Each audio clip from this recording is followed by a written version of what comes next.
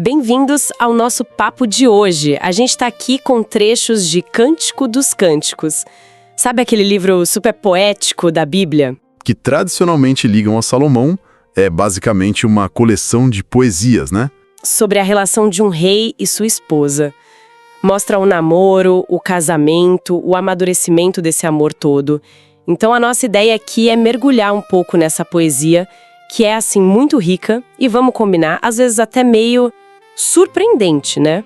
Vamos focar em como esse casal se aproxima, como eles descrevem o prazer de estarem juntos, os elogios super detalhados que eles trocam, a forma como falam do desejo um pelo outro e, no final, aquela afirmação da força, nossa invencível, do amor deles. Bora tentar entender o que faz esse texto ser tão marcante. E já começa com tudo, né? Tipo, logo nos primeiros versos do capítulo 1, a noiva já chega chegando. Que os seus lábios me cubram de beijos. O seu amor é melhor do que o vinho. Ela fala do nome dele como perfume derramado. Diz que mulher nenhuma resistiria a ele. E pede, leve-me com você. Vamos depressa. Uau! Há uma intensidade logo de cara, não é? Exatamente. Essa franqueza inicial é uma coisa que chama muita atenção. Não tem rodeio, né? E a comparação do amor com o vinho, que já lembra alegria, celebração, coloca o amor num lugar muito especial desde o início. E a ideia do nome ser um perfume que se espalha, sabe? Usa o olfato, um sentido tão visceral para falar da atração. E a urgência, no vamos depressa, já dá o tom, né? É uma paixão que não quer esperar. E logo depois ela fala de si mesma de um jeito, nossa, de uma honestidade que desarma a gente. Mulheres de Jerusalém, eu sou morena, porém sou bela.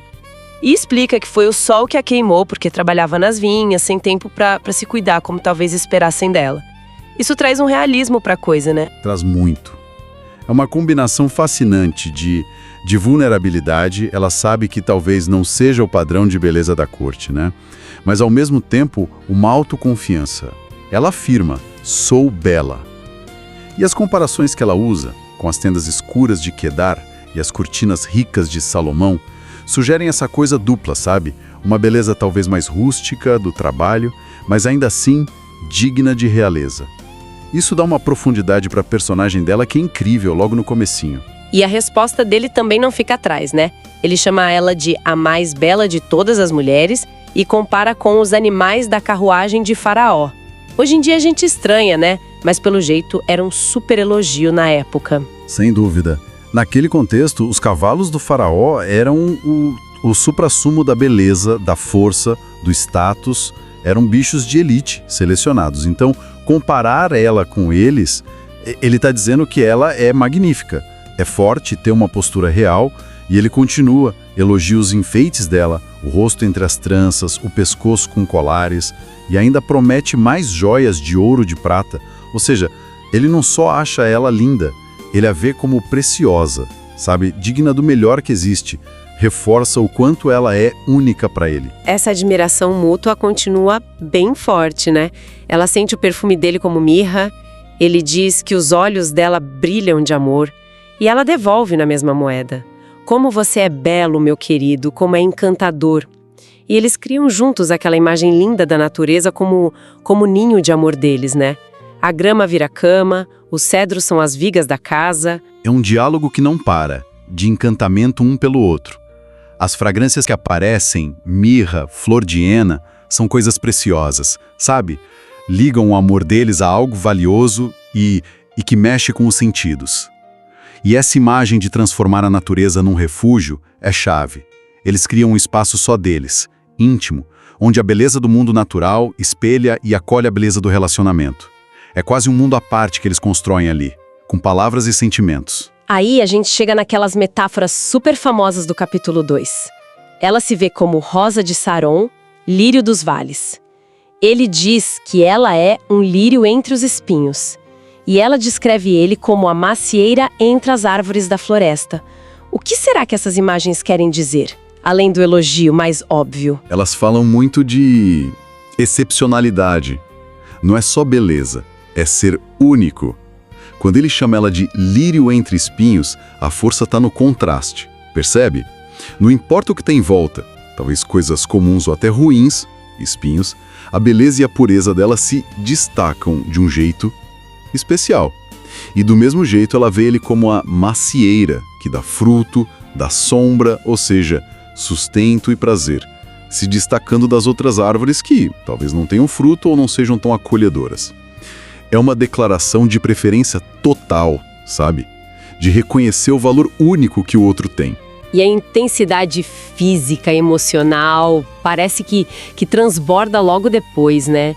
Ela fala em ser levada para a casa do vinho, em estar desmaiando de amor, quase pedindo socorro para aguentar tanta emoção. E o abraço que ela descreve é muito íntimo também. Sim, a casa do vinho ou salão de banquetes remete a um lugar de festa, de prazer intenso. A expressão desmaiando de amor, ou às vezes traduzem como doente de amor, transmite uma emoção tão forte que afeta o corpo, sabe? É quase avassaladora. E o abraço descrito, a mão esquerda debaixo da cabeça, a direita envolvendo, é de uma ternura, uma proteção imensa. E tem aquele refrão que aparece aí pela primeira vez, né? Pedindo para as mulheres de Jerusalém não apressarem o amor. Isso reforça a ideia de que esse sentimento tem seu tempo, sua dinâmica própria.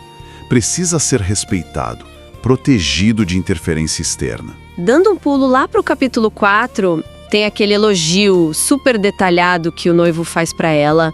É quase um catálogo poético da beleza dela. Olhos, cabelos, dentes, lábios, rosto, pescoço, seios. Cada parte comparada com alguma coisa da natureza ou até com uma torre. É impressionante o nível de detalhe. É fascinante, não é? Essa especificidade toda lá no capítulo 4, versos 1 a 7, mostra uma atenção profunda. As comparações vêm do mundo pastoril, rebanho de cabra, ovelha, tosquiada, da natureza, romã, gazela e até da arquitetura de guerra, como a Torre de Davi, que sugere força, dignidade. Não é um "você é linda" genérico, sabe? É um olhar que aprecia cada detalhezinho, que acha beleza em cada parte. Dá valor e singularidade para tudo que ele vê nela. Mostra uma admiração que vai muito além da superfície. E logo em seguida vem a metáfora dela como um jardim. Jardim fechado, fonte selada. Um jardim cheio daquelas especiarias caríssimas, nardo, açafrão, canela, mirra. E ela seria a fonte que rega isso tudo. O que essa imagem do jardim fechado quer dizer, na verdade? Essa metáfora do jardim, no capítulo 4, ali pelos versos 12 a 15, é riquíssima. O jardim fechado e a fonte selada. Falam de exclusividade, de algo precioso, protegido. Pode ter a ver com virgindade antes do casamento ou com fidelidade dentro dele. É um espaço íntimo, privado, cheio de delícias para os sentidos, os aromas exóticos, os frutos. E ela ser a fonte que rega esse jardim é muito poderoso. Ela é a origem da vida, da fertilidade, do frescor que mantém essa beleza toda. Ela não é só o jardim, ela é a fonte que faz ele florescer. E a resposta dela é um convite bem direto, usando a mesma imagem. Ela pede para os ventos soprarem no jardim dela para espalhar o perfume e convidou o amado: venha ao seu jardim e coma as suas melhores frutas. Quer dizer, ela pega a metáfora para ela e transforma numa oferta, né? Exato. Ela aceita a imagem e usa de forma ativa no verso 16. É um convite explícito para a intimidade. Ela quer que as qualidades dela, perfumes, sejam notadas, apreciadas por ele. E o convida a aproveitar os melhores frutos, que é uma referência clara a ela mesma, e aos prazeres do amor que ela tem para oferecer. Não é uma entrega passiva, sabe? É um desejo mútuo, um convite ativo para ele participar dessa abundância que é o amor deles. Depois, lá no capítulo 5, tem aquela cena meio angustiante, né? Do desencontro de noite. E as amigas perguntam: mas o que ele tem de tão especial? E a resposta dela é outro louvor super detalhado, quase um espelho do que ele tinha feito antes. Sim, essa estrutura espelhada é muito significativa. Depois daquela angústia da separação ou do mal-entendido, a reafirmação da admiração dela por ele fica ainda mais forte. E ela também não economiza nos detalhes, não. ali do verso 10 ao 16 do capítulo 5. Ela descreve ele como o mais belo entre 10.000. Fala do rosto corado, cabelos negros, olhos como pombas, mãos como ouro com pedras preciosas, pernas como colunas de mármore, e termina dizendo algo como: ele é totalmente desejável, ou tudo nele me agrada. É impressionante como ela usa imagens que lembram não só beleza, mas também força, valor, imponência, ouro, pedra preciosa, marfim, mármore. Assim como ele fez com ela, a admiração dela é completa. Pega o físico, mas também a presença, a força dele. E a conclusão, totalmente desejável, ou tudo nele me agrada, resume essa visão total, né? Não é só uma parte dele que atrai ela, é o conjunto, é a totalidade do ser amado que a encanta. Voltando um pouquinho, lá no capítulo 2, tem aquela descrição da chegada dele, né? Correndo pelos montes como uma gazela, espiando pela janela. Tem uma energia muito grande ali, uma expectativa. Essa imagem da gazela ou do cervo jovem que aparece ali no 2.9 e depois no 2.17 é recorrente e passa essa ideia de agilidade, de vitalidade, talvez uma beleza meio selvagem, cheia de vigor. A cena é carregada de antecipação. Ele está perto, está observando, tem um jogo de esconde-esconde, uma tensão quase de brincadeira nesse prelúdio para o encontro. E quando ele chama ela, ele usa a imagem da primavera que chegou. Lembra? Capítulo 2, versos 10 a 14. O inverno passou, as flores apareceram, os passarinhos cantando. É um convite para sair, para celebrar, e ele compara ela a uma pomba na fenda da rocha, dizendo que quer ver o rosto e ouvir a voz dela. Por que será essa imagem da pomba escondida? A chegada da primavera, ali nos versos 11 a 13, funciona como um espelho perfeito para o amor deles florescendo, né? A natureza acorda e ele convida ela para se juntar a essa explosão de vida. A pomba na fenda da rocha, no verso 14, pode sugerir que ela está um pouco tímida, talvez meio recolhida. E ele encoraja ela a sair, a se mostrar, porque ele deseja apreciar a beleza dela, mostre-me o rosto, e ouvir a voz dela, que ele acha doce.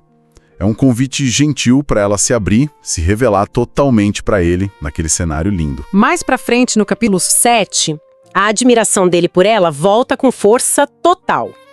Numa descrição que vai dos pés à cabeça. Sandálias, quadris, umbigo, cintura, seios, pescoço, olhos, nariz, cabeça, cabelos. Nossa, é uma verdadeira ode ao corpo dela. E termina com ele dizendo: vou subir na palmeira e colher os seus frutos. Bem direto ao ponto. Sim, essa descrição em 7.1 a 6 é, incrivelmente sensual, detalhada. E a declaração que vem depois, nos versos 7 a 9, não deixa a menor dúvida da intenção dele.